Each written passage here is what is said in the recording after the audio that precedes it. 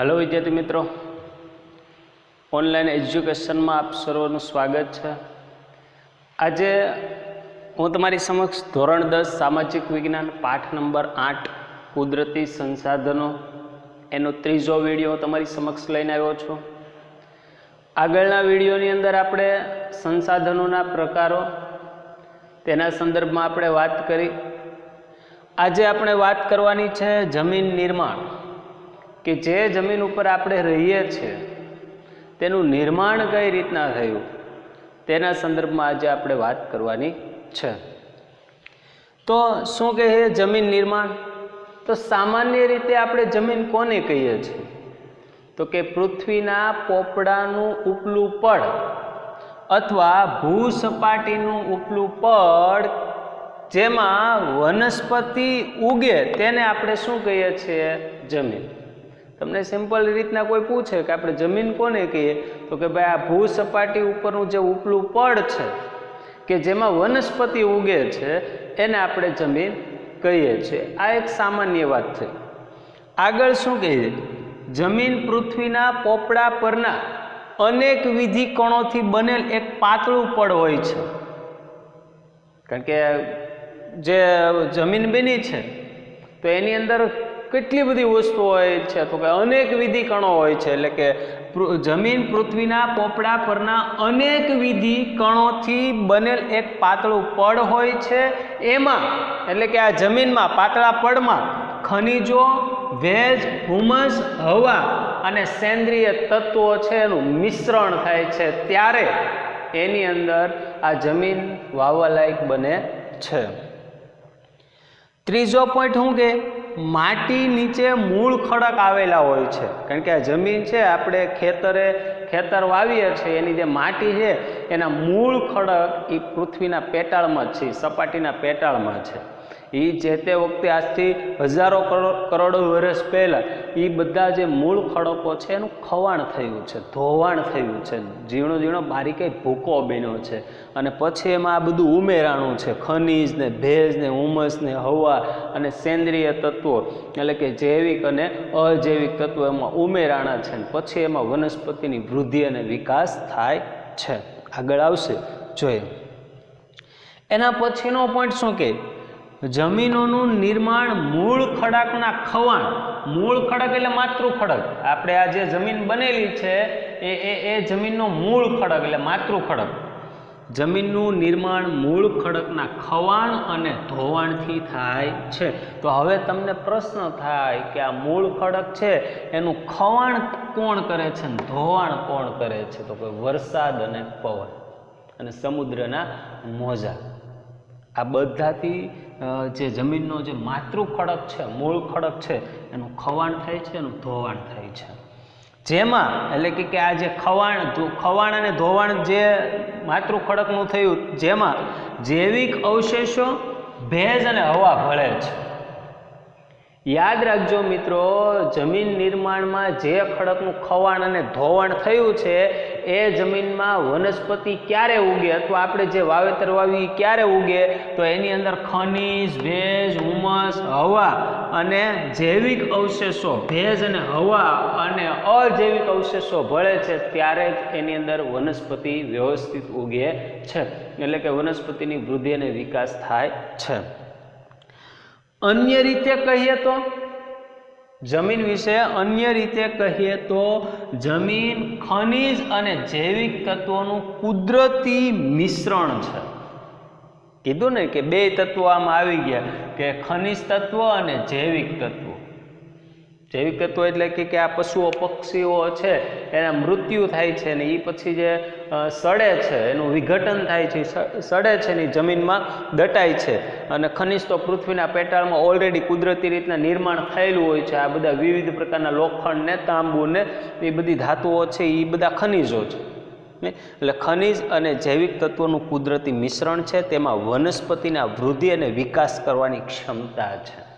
તમને ટૂંકો પ્રશ્ન પૂછાય કે વનસ્પતિના વૃદ્ધિ અને વિકાસ કરવાની ક્ષમતા શેમાં રહેલી છે? આવો ટૂંકો પ્રશ્ન પૂછાય તો કે જમીનની અંદર રહેલા ખનિજ તત્વો અને જૈવિક તત્વોમાં। આ બે તત્વો ન હોય તો વનસ્પતિનો યોગ્ય રીતના વિકાસ કે વૃદ્ધિ ન થાય. એના પછીનો પોઈન્ટ શું કહે છે? જમીન. આ જમીન નિર્માણની બાબતે આપણે જોઈ લીધી, બહુ નોર્મલ બાબત છે. પણ એના પછીનો મુખ્ય પોઈન્ટ જમીન, કે હજુ આની અંદર પણ તમને ક્લિયર થઈ જશે કે જમીન કઈ રીતના બને છે. આની અંદર પણ એકદમ ક્લિયર થઈ જશે. પણ આમાં તમે બહુ સિમ્પલ રીતના ઉપરના પોઈન્ટની અંદર યાદ રાખી શકો. તમને કોઈ એમ પૂછે કે જમીનનું નિર્માણ કઈ રીતના થાય, આવું હાવ સામાન્ય તમને પૂછે તો તમે કહી શકો કે ભાઈ જમીન પહેલાં તો કોને કહેવાય એમ પૂછે તો કે ભૂસપાટીનું ઉપલું પડ કે જેમાં વનસ્પતિ ઉગે અને વનસ્પતિ કહેવાય. હવે જમીન કઈ રીતના બને તો કે મૂળ ખડક છે એનું ખવાણ થાય છે. ખવાણ થાય એટલે ખવાણ શેના લીધે થાય છે? તો ખવાણ અને ધોવાણ શેના લીધે થાય છે? તો કે વરસાદ અને પવનના કારણે. આ ખવાણ અને ધોવાણ થયા પછી એમાં ખનિજ, ભેજ, હુમસ, હવા આ બધું ભળે છે, એટલે કે જૈવિક અને અજૈવિક તત્વો એમાં ભળે છે. આ રીતના જમીનનું નિર્માણ થાય છે. ત્યારબાદ જમીન, પૃથ્વીના સૌથી ઉપરના ભાગને આપણે શું કહીએ? જમીન. પૃથ્વીના સૌથી ઉપરના ભાગને આપણે જમીન કહીએ છીએ. તેમાં એટલે કે આ જમીનમાં વનસ્પતિના વૃદ્ધિ અને વિકાસ માટે જરૂરી ખનિજ અને જૈવિક દ્રવ્યો હોય છે. કારણ કે વનસ્પતિના વૃદ્ધિ અને વિકાસ માટે આ બધું ઉપરના ટોપિકમાં તે થોડુંક રિવિઝન જ થાય છે.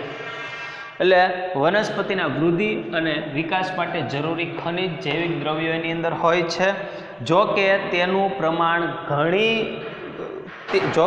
પ્રમાણ બધી જમીનમાં એક સરખું હોતું નથી. અલગ અલગ જમીનમાં આ જૈવિક અને અજૈવિક પદાર્થ એટલે ખનિજ અને જૈવિક તત્વોનું પ્રમાણ અલગ અલગ જમીનમાં અલગ અલગ હોય છે. આમ જમીન એટલે સેન્દ્રિય પદાર્થયુક્ત ઝીણા કણોનો પોચો ખડક. યાદ રાખજો, આમ જમીન એટલે સેન્દ્રિય પદાર્થયુક્ત ઝીણા કણોવાળો પોચો ખડક પદાર્થ.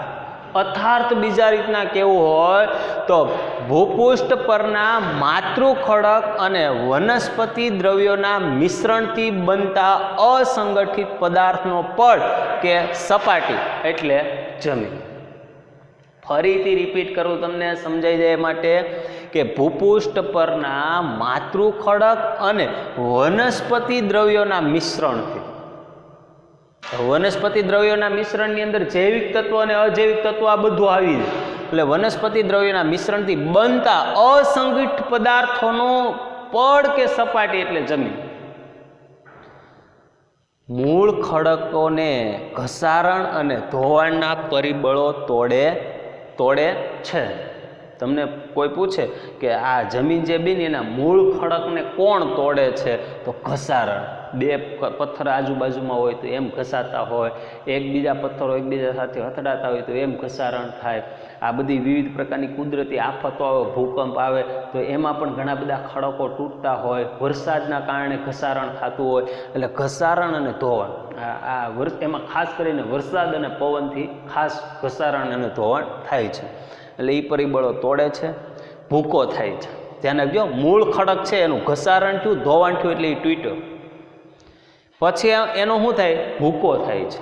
એટલે એને આપણે સાદી ભાષામાં કહીએ ચૂર્ણ, બારીકાય ભૂકો. એમાં પછી વનસ્પતિ ઉમેરાય છે. વનસ્પતિ ઉમેરાય પછી એમાં જીવજંતુઓના વિઘટન કે એના સડવું એ બધું ઉમેરાય છે. એટલે કે જૈવિક તત્વો ઉમેરાય છે અને પછી એમાં સેન્દ્રિય તત્વો ઉમેરાય છે. જો મેં પ્લસ કર્યું, યાદ રાખજો. જમીન નિર્માણમાં તમે હાવ સિમ્પલ રીતના યાદ રહી જાય. પહેલાં મૂળ ખડક એટલે એક મોટો આપણે સાદી ભાષામાં કહીએ પાણો, પથ્થર, એનું ઘસારણ થયું અથવા ધોવાણ થયું એટલે એ તૂટ્યો એટલે એનો ભૂકો થયો એટલે એમાં વનસ્પતિ ઉમેરાય. વનસ્પતિની સાથે એમાં જીવજંતુઓના વિઘટન એટલે સડો, એટલે કે જીવજંતુ જે સડેલા હોય મરી જાય પછી સડી જાય એટલે એ જૈવિક તત્વો ઉમેરાય અને પ્લસ એમાં સેન્દ્રિય તત્વો ઉમેરાય છે અને પછી એમાં વનસ્પતિનો વૃદ્ધિ અને વિકાસ થાય છે. આ તત્વો એટલે આ ઉપર આપણે જોયું તે આ તત્વો વનસ્પતિના વિકાસમાં મહત્વના છે. જો આ તત્વો ન હોય, વનસ્પતિ, જીવજંતુ એટલે કે જૈવિક અને અજૈવિક તત્વો અને સેન્દ્રિય તત્વો ન હોય તો વનસ્પતિનો વિકાસ ન થાય. ત્યારબાદ જમીન નિર્માણમાં આબોહવાની અસર થાય છે, યાદ રાખજો, જેવી આબોહવા તેવું જમીનનું નિર્માણ થાય છે. અહીંયા શું કે આબોહવાના સંદર્ભની અંદર સરખી આબોહવાવાળા વિસ્તારની અંતે જમીન પણ કેવી હોય છે? સરખી. જોજો અહીંયા મેં કાઉન્સમાં લખ્યું ખડક જુદા જુદા છે, પરંતુ આબોહવા એક છે તો જમીન કેવી બને? એક સરખી. હજુ એના સંદર્ભમાં થોડુંક અલગ પડતું બીજું વાક્ય અહીંયા કહી દે કે એક જ પ્રકારના માતૃ ખડકમાંથી બનેલ જમીન કેવી હોય છે? જુદી જુદી. પણ ક્યારે? આબોહવા એક જ હોય ત્યારે. ફરીથી રિપીટ કરું, એક જ પ્રકારના માતૃ ખડકમાં, એટલે ખડક એક જ પ્રકારનો છે, ખડક એક જ પ્રકારનો છે, એટલે એક જ પ્રકારના માતૃ ખડકમાંથી બનેલ જમીન કેવી હોય છે? જુદી જુદી. પણ ક્યારે? આબોહવા એક જ હોય ત્યારે. એટલે એક સરખી આબોહવામાં માતૃ ખડક એક પ્રકારનો હોય તો જમીન જુદી જુદી બને છે. જમીનના પ્રકારો આપણે હમણાં નીચે ભણવાના છે આના પછીના લેક્ચરની અંદર, પણ અહીંયા તમને કહી દઉં કે જમીનના પ્રકારો શેના આધારે પડે. આવો ટૂંકો પ્રશ્ન બોર્ડની અંદર પૂછાય તો રંગ, આબોહવા, માતૃ ખડક, કણ રચના અને ફળદ્રુપતા, આના આધારે જમીનના પ્રકારો પડે છે. જમીનના પ્રકારો શેના આધારે પડે? આવો પ્રશ્ન તમને કોઈ પૂછે તો યાદ રાખજો, જમીનનો રંગ, આબોહવા, માતૃ ખડક, કણ રચના અને ફળદ્રુપતા, આના આધારે જમીનના પ્રકારો પડે છે. તો અહીંયા નીચે આપેલા છે જમીનના પ્રકારો. નેક્સ્ટ લેક્ચરની અંદર આપણે ડાયરેક્ટ મુદ્દા ઉપર જ આવી જઈશું, પરંતુ પહેલા જમીનના પ્રકારો યાદ રાખવા જરૂરી છે. તો પહેલી વસ્તુ કાર એટલે કે એના દ્વારા જમીનના 8 પ્રકાર પાડવામાં આવ્યા. જમીનના કુલ કેટલા પ્રકાર છે? તો કે 8. પહેલો જો કાંપની જમીન, તો કાળી જમીન. જોજો આડાવાળા મેં લખેલા છે, ક્રમમાં તમે 8 પ્રકાર જોઈશું તો તમને થોડુંક યાદ રાખવામાં તકલીફ થશે. જમીનના પ્રકારો નેક્સ્ટ લેક્ચરમાં હું તમને વિસ્તૃત સમજાવીશ, પરંતુ 8 પ્રકાર અત્યારે તમે તૈયાર કરી લ્યો.